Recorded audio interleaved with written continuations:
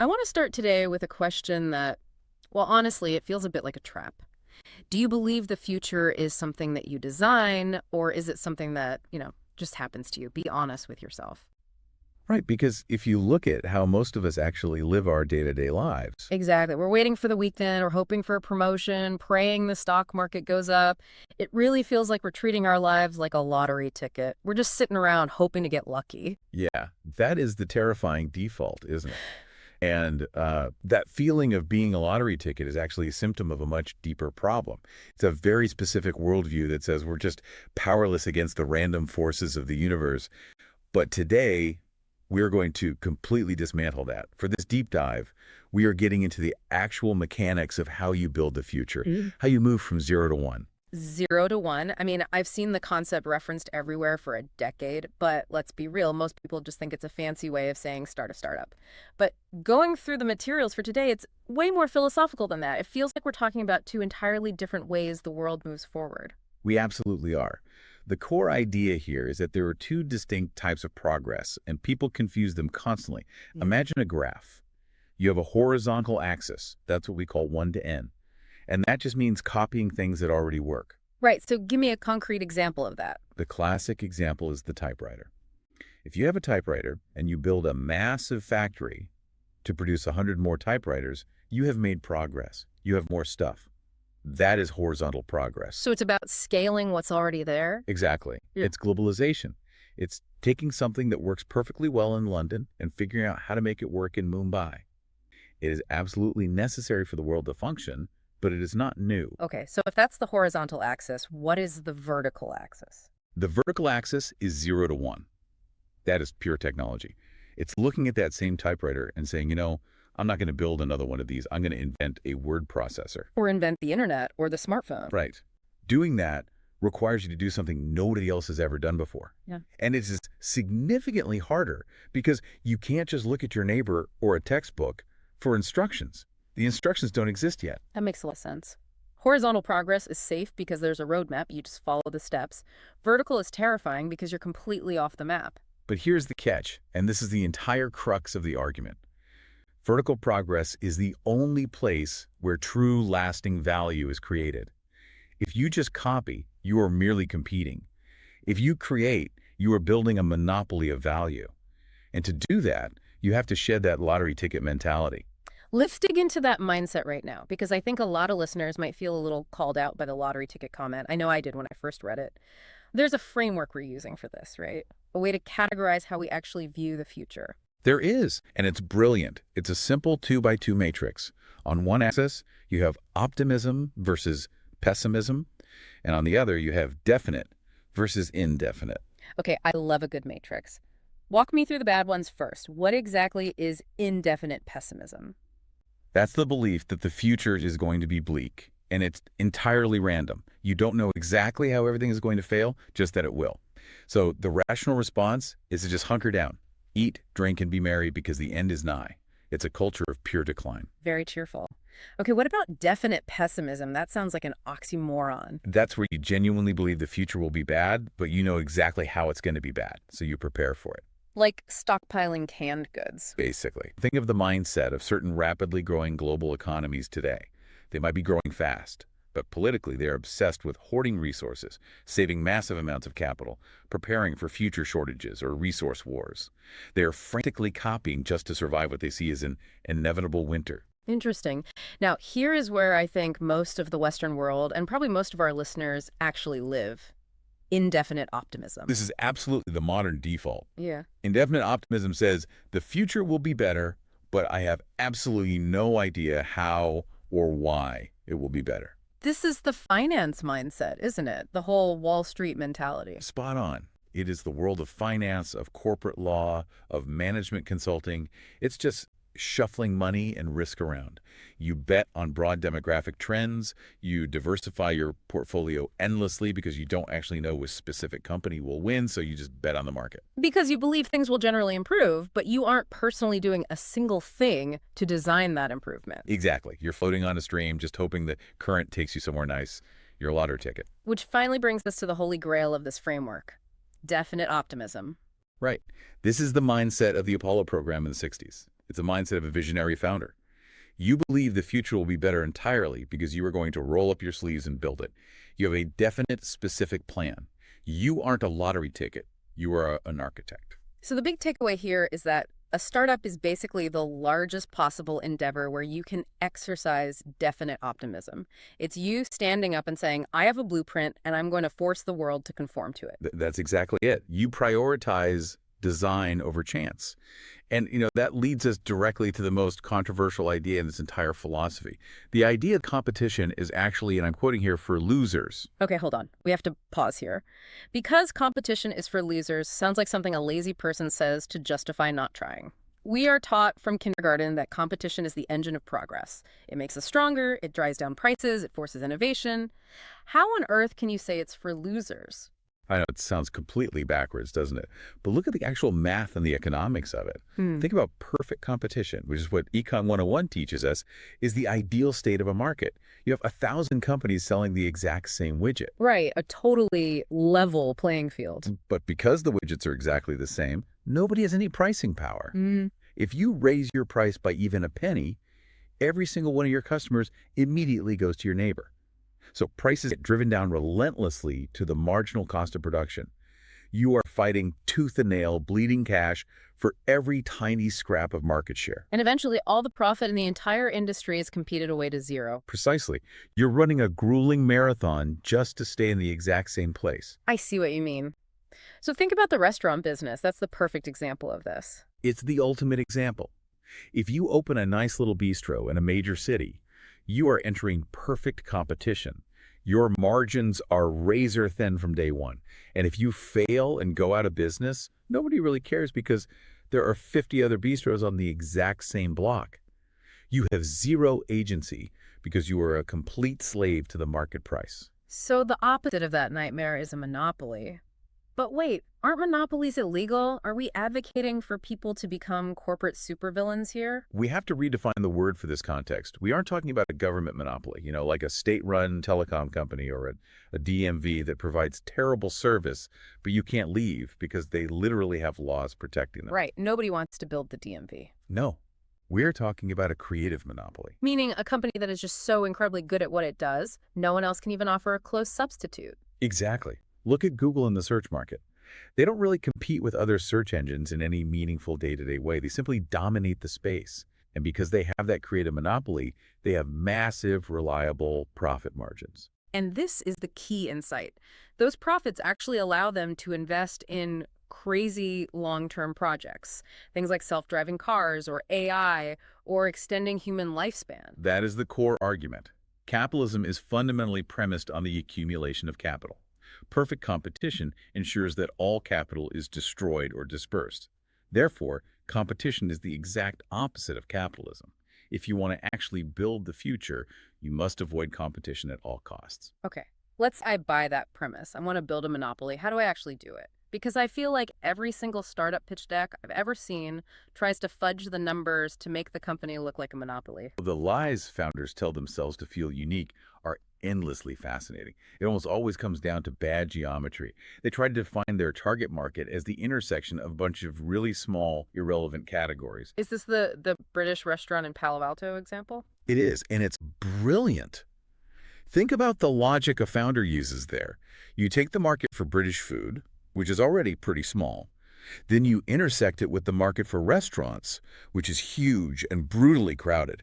Then you intersect that with the geographic boundary of Palo Alto. And suddenly you stand up and say, look at us. We have 100% market share of the Palo Alto British food market.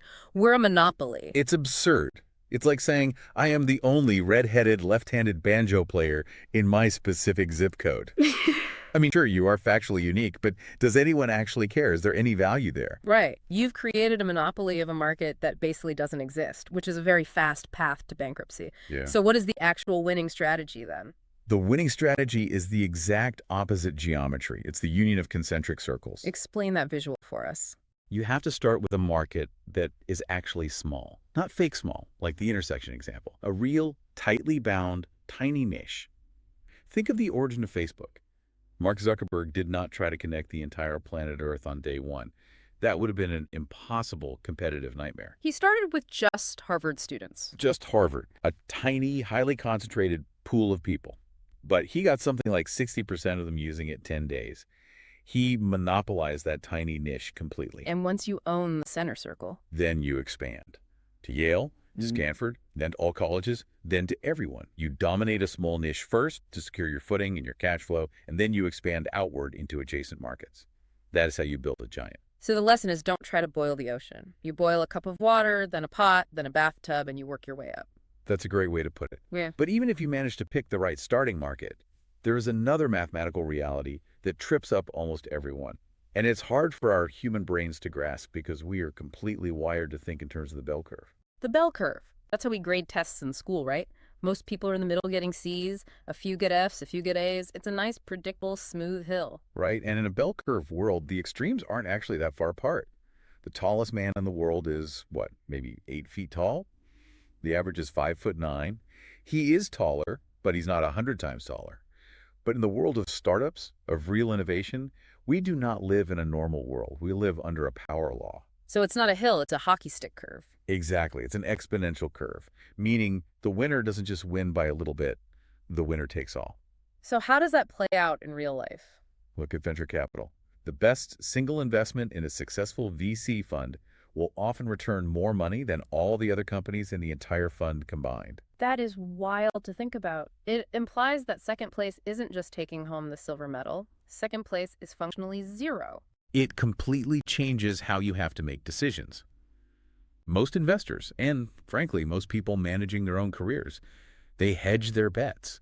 They rely on diversification. They think, I'll put a little effort here, a little money there, just to be safe. But you're saying in a power law world, diversification is just a strategy to guarantee mediocrity. You have to find the one company, the one idea, the one career path that sits on that vertical part of the curve. Yeah. Because one big win on a power law curve outweighs 1,000 small losses. But finding that one idea, I mean, that feels like finding a needle in a haystack. How do you actually spot an opportunity that massive? You have to actively hunt for secrets. I really love this concept, but let's make it concrete for you listening. What exactly constitutes a secret in a business context? Think of all human knowledge as falling into 3 buckets. First, you have convention. Things like the sky is blue or education is generally good. Everyone agrees. There's no competitive advantage or money there because the whole world already knows it. Right. And then what's the second bucket? Then you have mystery. Does string theory explain the universe? What is the absolute cure for all forms of cancer? These are currently unsolvable, or at least impossibly difficult right now. You will likely go broke trying to solve a pure mystery. So the secret has to live right in the middle. The secret is something that is very hard, but solvable. It's a specific, important truth that very few people agree with you on. Give me a real-world example. What was the secret behind a giant company we all know today? Let's look at Airbnb. If you go back to 2005, the absolute convention was strangers are inherently dangerous. You should never, ever go into a stranger's house, and you certainly shouldn't let a random stranger sleep in your spare bedroom. That was accepted as fact. Right. If you pitched that to someone back then, they would have called the police, not giving you funding. But the founders of Airbnb saw a secret. They realized, actually, people are willing to trust strangers if a platform provides robust reputation mechanics and insurance. And simultaneously, travelers are desperate for authentic, cheaper experiences. That was a truth that was completely invisible to everyone else. The entire hotel industry missed it because they were blinded by convention. So the ultimate contrarian question, the test for the listener, is to ask himself, what valuable company is nobody building? Or, to put it even more personally, what important truth do I believe that everyone else thinks is completely crazy? If you can answer that, you might have just found a secret worth building a monopoly on. Okay, let's say we did it. We found the secret. We have the idea. Now we actually have to build the machine. And there's a really strict rule here called Thiel's law about how you set up the foundations. Thiel's law is brutal, but true. It states, a startup messed up at its foundation cannot be fixed. This is absolutely crucial. If you start with the wrong co-founder, or you mess up the equity split, or you build a dysfunctional board structure, you are already dead. You just don't know it yet. It's like pouring the concrete foundation for a house. Once it sets, you can't just tweak it. You need a jackhammer. Exactly. And to avoid that, you have to get perfect clarity on 3 distinct layers of structure: ownership, possession, and control. Break those down for me. Ownership is who legally holds the equity, usually the founders and the investors. Possession is who actually runs the company day to day, the managers and employees. And control is who governs the whole thing, the board of directors. I can see how that gets messy. Imagine a founder who owns the company, but a board that has control and wants to take it in a totally different direction. It's a recipe for civil war. Clarity here prevents disaster later. And, that foundational alignment applies directly to company culture, too. People hear startup culture, and they immediately think of free kombucha on tap and ping pong tables in the break room. Ugh, I hate that stuff. It always feels like forced fun, like they're trying to distract you from the fact that you're working 80 hours a week. Because it is a distraction. Real startup culture is actually much closer to a cult. A cult. That's usually a very bad word. Usually, yes. If you think of a spectrum, you have consultants on one end and cults on the other. Consultants represent nihilism. They come in, they have no real loyalty, no mission, they just do the work and leave. Cults represent dogmatism. They are fanatically devoted, but usually to something totally wrong or destructive. So where does a great company sit on that line? The best startups sit just slightly toward the cult side of the spectrum. They're a group of people fiercely devoted to a specific mission, but they are fanatically right about something that everyone else is missing. You want people who look at the outside world and think, those people just don't get it. We know the secret. That shared secret creates an intense bond. It's us against the world. Exactly. And you seal that bond with proper incentives, specifically cash versus equity. If you are hiring someone for your startup and they demand a huge cash salary up front, that is a massive red flag. Why? Everyone needs to pay rent. True, but high cash compensation represents short-term thinking. It protects the status quo. It says, I want to get paid today because I don't truly believe this company will be here tomorrow. Equity, on the other hand, represents long-term alignment. It says, I'm willing to bet my own financial future that we are going to build a monopoly. Equity is the only way to orient a team toward future value. There is one more major trap I want to make sure we cover, specifically for the engineers and product designers listening. The whole field of dreams fallacy, if you build it, they will come. This kills so many brilliant products. Engineers naturally love to think that a great product just speaks for itself. Yeah. They look at sales and marketing as something dirty, something entirely distinct from the real work of building. They picture the sleazy, used car salesman stereotype. Right, but you have to think of a company like an iceberg. The product is the part above the water. It's visible. It's what everyone talks about. But the massive hidden chunk below the water that actually sinks ships is sales and distribution. If you invent a product that is 10 times better than the competition, but you have no strategy to distribute it, you will lose. And the irony is, the best sales is the kind you don't even notice. Exactly. The best sales looks like education. It looks like consulting. Superior sales and distribution can actually create a monopoly, even if the product isn't perfectly differentiated. But a superior product cannot win without distribution, period. Which brings us to the technology itself, the dynamic between man and machine. There's a lot of fear right now that AI and robots are just going to replace all of us. That fear stems from misunderstanding the equation. The winning equation isn't computers replacing humans. It's human plus computers greater than human. It's about complementarity, not substitution. Because we are good at fundamentally different things. Precisely. Computers are unmatched at massive data processing, perfect memory, and repetition. Humans are terrible at that. But humans are incredible at high-level planning, nuanced judgment, and complex decision-making in ambiguous situations. The most valuable companies of the future are not going to make people obsolete. They are going to empower them. Okay, before we wrap up this deep dive, I want to try something a little different. The materials give us a litmus test, 7 specific questions every founder must answer before starting. But instead of just reading a list, let's imagine a startup that spectacularly failed. Let's call it Smart Juice, a $700 Wi-Fi connected juice press that uses proprietary juice packets. Oh, I think I remember something very much like this in the real world. Yeah. A perfect cautionary tale. Right. So why did Smart Juice fail? Using these 7 questions. Question 1, engineering. Can you create breakthrough technology, meaning 10 times better, instead of just incremental improvements? Well, the substitute for Smart Juice was just squeezing the packet with your bare hands. The machine wasn't 10 times better at squeezing. It was just infinitely more expensive. So they fail engineering. Okay, question 2, timing. Was it the right time to start that business? You could argue, yes, the health and wellness craze was peaking, But that leads to question 3, monopoly. Are you starting with a big share of a small market? No, the beverage market is massively fragmented. Question 4 is people. Did they have the right team? Let's assume they were smart engineers, so maybe a pass there. But question 5 is distribution. That was actually their one real strength. They had incredible PR, great marketing, huge distribution channels. But because they failed the engineering question, the distribution just meant they sold a bad product faster. Question 6, durability.